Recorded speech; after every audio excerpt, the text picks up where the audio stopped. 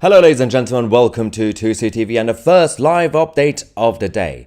The rule books have been thrown out. The world order since 1945 onwards has been compromised. Yes, the rule-based society doesn't exist anymore. The concept of no negotiations with thugs and extremists and terrorists is out of the window. Because intimidation, bullying will get you what you want. In this video, we're going to give you guys the latest update on the United Nations, which is technically this United Nations, completely corrupt and outdated and messed up.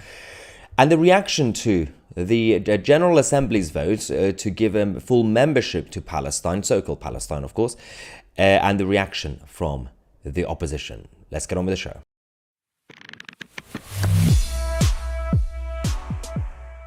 Now, this is completely insane. So, we already know the United Nations over the last few decades, especially the last couple of decades, have been completely compromised. A lot of the funding, of course, my money, your money, taxpayers' money across the world have been funding it. But of course, there are also other interest groups that get involved. The issue with that is that it has been compromised, it's been biased, it doesn't do what it's supposed to be doing. If at any point, for example, certain nations like Israel even make a tiny mistake, there will be outrage. But certain other nations, they could do whatever they want. The Iranian regime, the Chinese Communist Party, and many others. And of course, the Islamists. So what they've decided to do is to say, for years and years, the Palestinian tribes have been coming out and saying, oh, can we get a membership? Can we become a state? I love how they're going around on the streets saying, yeah, Palestine, sovereignty, independence, ethno-nationalism, just the Arab Muslims. They basically claim it's already a country, right? Oh, we have a flag. We definitely didn't steal it from Jordan. We have a flag. And then they're also saying, oh, can we please become a country? So are you a country or are you not a country? But for years and years, they've been trying to get it sorted. You know, they ignored them. But clearly, we are encouraging bad behavior. So all you have to do, apparently, in this world is to kidnap some people, invade a different country, and continue to attack them for months, and then you can get what you want. So we do negotiate with terrorists, or we do negotiate with thugs and extremists, right? This is absolutely encouraging bad behavior, but let's go see what happens. We had the details.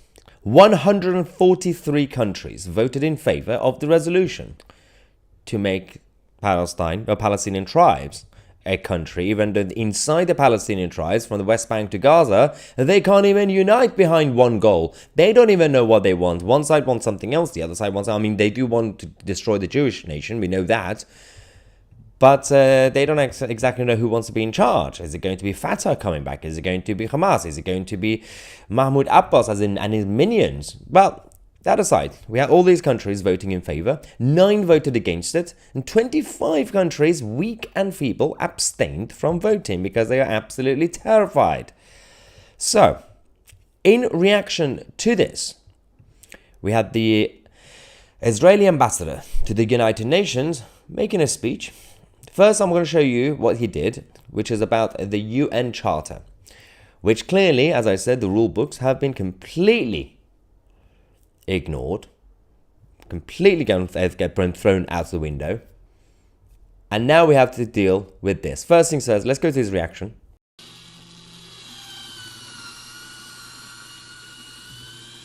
You are shredding the UN Charter with your own hands.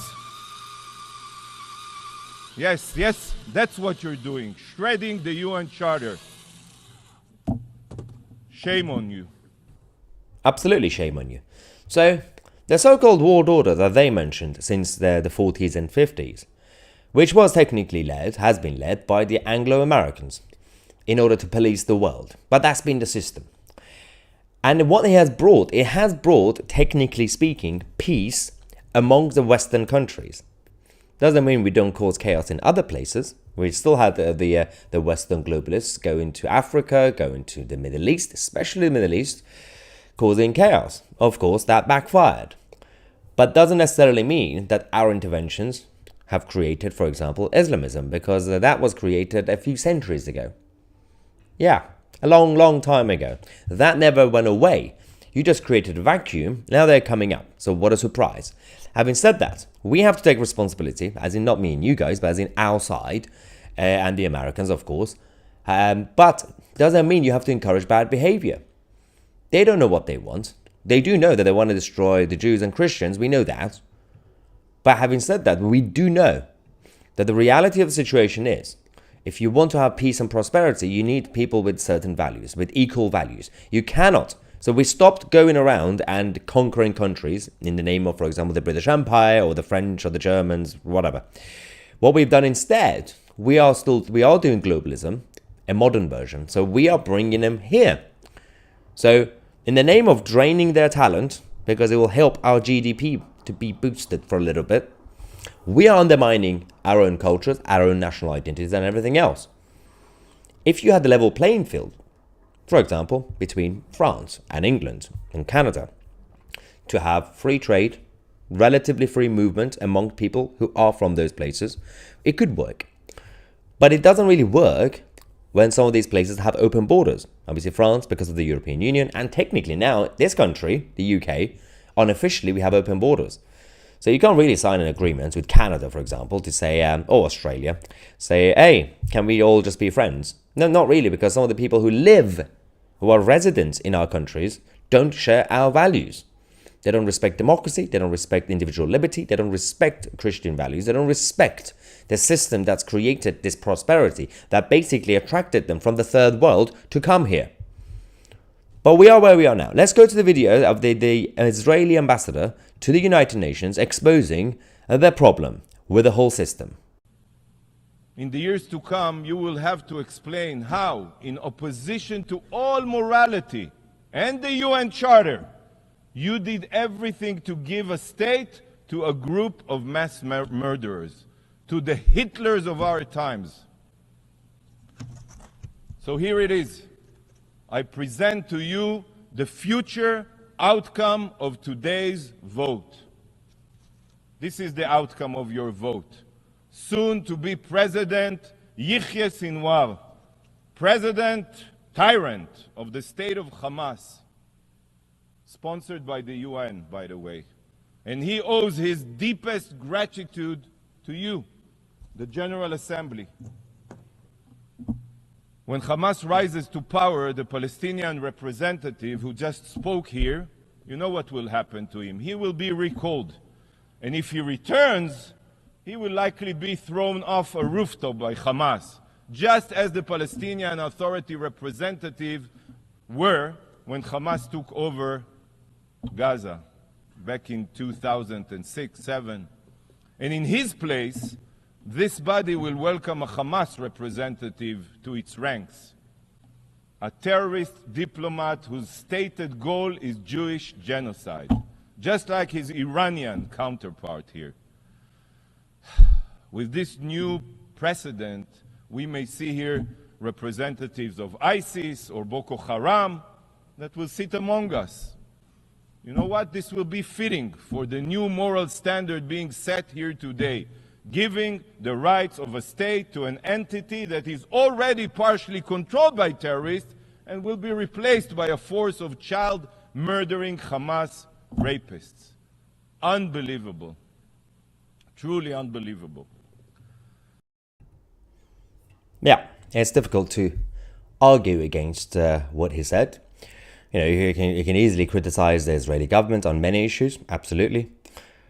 But when it comes to existence as people, you can't really argue against it. And of course, what's been going on across the world, it's not just against the Jews, but of course against the Christians and also their own fellow Muslims.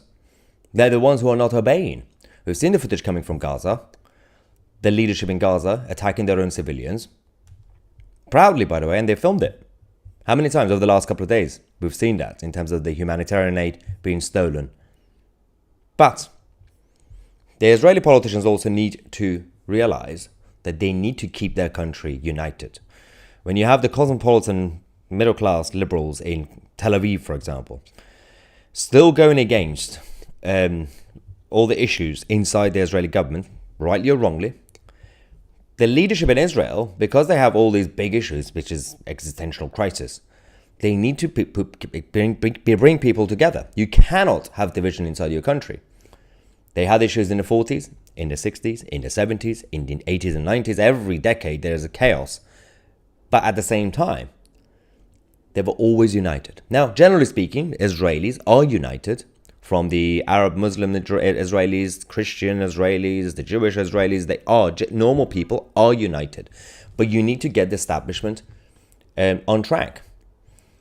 Now, this isn't really to be pro or against Netanyahu himself as prime minister, but the rest of the people at the top, they are causing chaos. You do have some crazy politicians, extremist politicians in Israel. You also have the leftist ones betraying their own war cabinet. It doesn't really send a good message to the world. So, but that's normal. Conflicts create difficulties. Putin's top team are divided. Zelensky's top team are obviously divided. The whole thing is natural. Even Winston Churchill had issues for a while during the coalition. But those individuals, ordinary people, those who support life and freedom must be supported. Don't care if they're from Australia, from Israel, from Sweden, or from an Arab country. There are enough Arabs in the Arab world who also want life and freedom. They're not allowed, obviously, but things are changing slowly. Now, if the Abraham Accords return and progress, we could see some hope in the future, but it doesn't mean extremism is going to go anywhere. It doesn't mean Islamism is going to go away. Let's see what you guys are talking about first. Super chat of the day. Toddy Terrence, thank you, sir, saying, I remember Trump's exact words. The UN are dodgy. From now on, everything Trump says, I think there will be an element of truth. Absolutely spot on. Again, you can also criticize Trump on certain domestic policies in terms of the balancing budget, but foreign policy, he was absolutely spot on. I was talking about, of course, the globalization of the world and how the Western globalists are responsible for so much chaos in the whole world, but now we're doing self-harm. This person, Enoch, I believe, says, don't forget about the global migration. Well, there've been mentalities, for example, for decades to do mass migration, but now we also have actual, whether you want to call them treaties, legislations, acts of parliament, obviously agreements with the UN on the UN Migration Pact, the European Union have those as well, and we've signed up to all of them as the UK, even though we've done Brexit. Part of the concept of Brexit, leaving the EU, wasn't simply just to leave the EU. It was supposed to be to take back control, sovereignty. It was supposed to be for the country to be independent. It's not really, because Theresa May, former Prime Minister, after Brexit, during the negotiations, basically, after the vote, she still signed up to the EU Defence Union, which is basically the start of the EU army. We already signed up to the United Nations agreements on migration. We already signed up to cooperation with the European Union on refugees. So what is the point of doing something like Brexit if you're not going to do independence? User X says, you are welcome at my house if you need a place to run away, Maya. Thank you very much. I've actually been getting a lot of emails and messages from you guys over the last couple of days again because of all the threats against me. But it's fine. We shall continue. If things get worse, I'll just build a tunnel. Like the Jews in Brooklyn. I love that story. It was such a bizarre story a few months ago. Jews building tunnels in Brooklyn. So dodgy. Anyway, having said that, or the Hamas side, of course. Mike, I'm not saying the full name. I'll mess it up. It says, if Muslim countries don't take in their own immigrants, isn't that a good reason for Christian countries to not take them in? Common sense. Yes, there's a reason.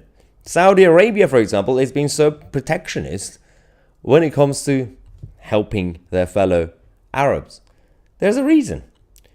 And somehow we have our liberal leftists protesting against us, saying, yeah, it doesn't matter if the Arabs don't support the Arabs. We should just bring everybody here. What's the limit? What's the number? How many people? Because there's a lot of people around the world who are in desperate need. So how many of them do you want to bring here? Give me a number. Then we can talk. Obviously, hypothetically speaking, we don't want them to bring him here, but let's just see if they can actually have some basic argument for their ideology. The Saxon says, Greta Thunberg will have a meltdown. Yeah, this is about tonight's Eurovision. Hopefully, literally. I will happily dispose of the remains. Wow. I have flush toilets that work very well. Poor Greta. Arthur says, Israel shouldn't compete in Eurovision. They are Middle Eastern, not European, though. That's the reality. So this has been going around for a while, for a few years, about Eurovision. Eurovision is not about Europe. So the company in charge, they named it Europe, but this is not a continental thing. There is no link between Eurovision and, for example, the European Union. Or some sort of continental division in the United Nations. That's why we have Australia also competing in Eurovision. It's simply the company. It's like, for example, saying, I don't know, Britain's Got Talent or X Factor. They are companies that are in the UK, but we've had already contestants going on Britain's Got Talent from other countries. There is no law against it. So it's not really just about the continent. If they just change the name, it will be easier. Don't call it Eurovision. Just call it a wishy-washy, idiotic, political music competition. I don't like that thing. Anyway, another super chat from Israel saying, given the Hollywood Nazis a state after the 7th of October is straight up rewarding terrorism, the UN is a sad joke. That's exactly what I said at the beginning of the show. You are encouraging bad behavior now because you're telling the world, because as I said, we're supposed to be having a rule-based society. The world order is supposed to be rule-based, as opposed to having a dictator telling you what to do, like Caesar in the Roman Empire, or I don't know, whoever, at times, for example, Queen Victoria as the head of British Empire. But we're supposed to be having a rule-based society, so everybody behaves. Now, it's been imperfect, but generally speaking, it's supposed to be rewarding democracies and, negotiations and everything like that. But clearly, we just had a situation where the Arabs have been asking for some sort of Palestinian state, and they were like, oh, it's not easily possible. And there's a reason even the UN was rejecting it until now, because they know that the Palestinian tribes are also divided. But all they had to do was clearly do the 7th of October, invade a country, kidnap some people, go to the UN, say, now can we have our country and membership of the UN? And the General Assembly said, yes, please. You're welcome. What? This is literally going to be sending a big message to so many other nutters around the world and dictators and messed up countries who are going to do similar things. Not necessarily the exact same thing, but they know they can put pressure. Because our globalist establishments and all these entities that were supposed to be helping us, for example, the World Health Organization, right? It was supposed to be a nice idea. Oh, so we could just have a big place, a meeting, get all these health ministers from around the world to share ideas. That's a good idea, right? On paper. But these institutions, because they're supposed to be rule-based, they can be infiltrated, they can be pressured, they can be bullied, they can be bought. That's what's happening to the EU, that's what's happening to the UN, and every other entity like this. Laurie says, the Eurovision contest is a nightmare full of weirdos. Spot on, Laurie. I wish they would just stop it. It's embarrassing. Oh, there's a lot of money into it. Yep, when is enough migrants enough? Starmer will be worse. That's a fact. Let's go to space. I've already put my name down on Elon Musk's Mars project, although that was supposed to be a few years ago. He's a little bit delayed as well. Yes, I mean, you can't. I mean, firstly, the Eurovision contest is just so stupid, but there's money into it. There's so much money into it. It's capitalism, and people keep falling for it. It's a political thing. That's why this time there's now pressure to make sure Israel wins, just to basically anger the other side that have always been voting against Britain, because the UK doesn't do well, because all the countries get together to vote against us. It's just a political thing, even if you have the best song. But it's also not really good. Although the Israeli song is pretty good. But and there's a couple of others, but it's just bad. Ugh, so bad. People like entertainment, I guess. That's why they watch TCTV. No, super chat saying UN, the undeniable incomes. Actually, I'm gonna make some new merchandise based on some of the funny slogans or changing the words when it comes to the UN. That'll be fun. I think that will be also kind of more unifying, because I think everybody now hates the UN, whether you're right wing or left wing. That will be good. So send me your best ones, what you could say for UN instead of United Nations. Name it something else. Aaron says the UN is no joke. It's a prelude to one world government. It's still a joke in terms of what it was supposed to be doing and what it is. Oh my God, we got some names already for UN. I'm just going to put this on the screen quickly. I'm not going to say anything because I'll get demonetized, but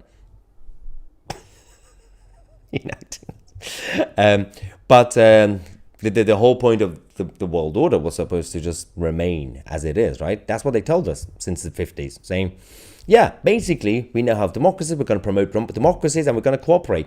But there were always people who believed in this Star Trek fantasy world.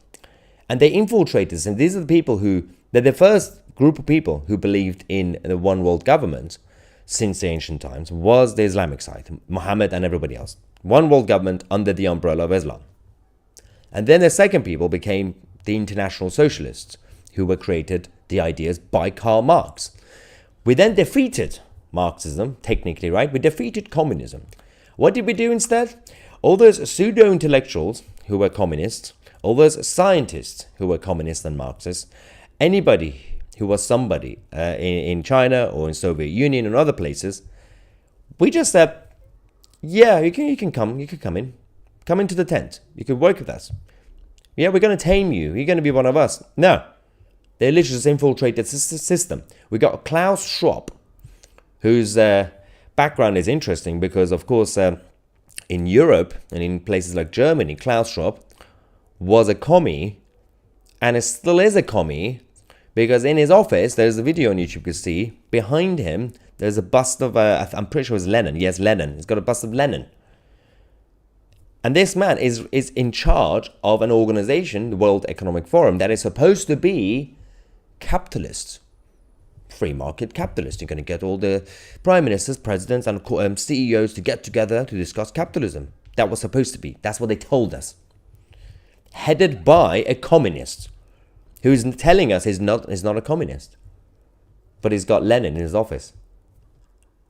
This is how modern capitalism is going down, because it's no longer free market capitalism. It's corporatism. It's a new version of collectivism. Whether it was Islamism or communism, they were all collectivists. That was the reality. But of course, we went towards democracy, individual liberty, and free market capitalism, which was more about individual sovereignty, self-determination. And then the same capitalist system has now been infiltrated by collectivists. Same with China. I've said this story to you guys so many times. Apologies if I'm repeating myself. But when you had idiots like Bill Clinton going to China, shaking the hands of the Chinese leaders in 1992, thinking we could bring China into the tent. We defeated the Soviet Union. China, we'll teach you capitalism. Let's just be one of us. You know what they did? They copied and pasted the model to an extent, and they turned it into state corporatism. Not really that different to what Mussolini did in Italy. State corporatism. That's not free market capitalism. And then they basically beat us at their own game, because they are saying, hey, we are doing capitalism in China. I mean, the state itself, the government, is still communist in terms of the regime, but economically they say, we are capitalists now. Are you? You're doing sweatshops, you're doing slavery, cheap labor, and cheating, rigging the system. And Trump has been saying this since the late 2000s, and they were laughing at him. He was right then, and he's right now. Going back to a couple of more super chats, Barbara says, take your mum to Florida. Yes, well, my backup plan is Florida if things go down in the UK, so don't worry about that. I'll get a house next to Patrick Bet-David and Messi. And he does live in a good area, obviously. And Raz Cohen, thank you, saying stay safe. I appreciate this. And Laurie is back saying, can you make a Laurie t-shirt? Really? You're going to have one customer buying it. Although, unless, Laurie, you're going to get all your family members to do it. To be fair, Laurie is a very loyal fan of TCTV, and she's always contributing and giving us comments. So I think you're now part of the team now anyway, so Laurie. So, Bill says, given them Israeli land for murdering 1,200 people brutally while kidnapping hundreds more is the biggest injustice and miscalculation in history. It is a just fascinating situation. Like, it's so weird that you want to laugh. I mean, like, forget about everything that's happened to the Jews for decades and decades and decades, and even especially late 19th century till onwards in Eastern Europe and other places. You think, oh, well, they got their country finally back. Israel. Created the state of Israel. Everything's going to be fine. It just got worse. Anyway. Well, we are where we are. So, we are going to be giving you guys more updates later on Tusi TV. Make sure to subscribe to the channel if you haven't already. I'm Maya Tusi, and we are the media.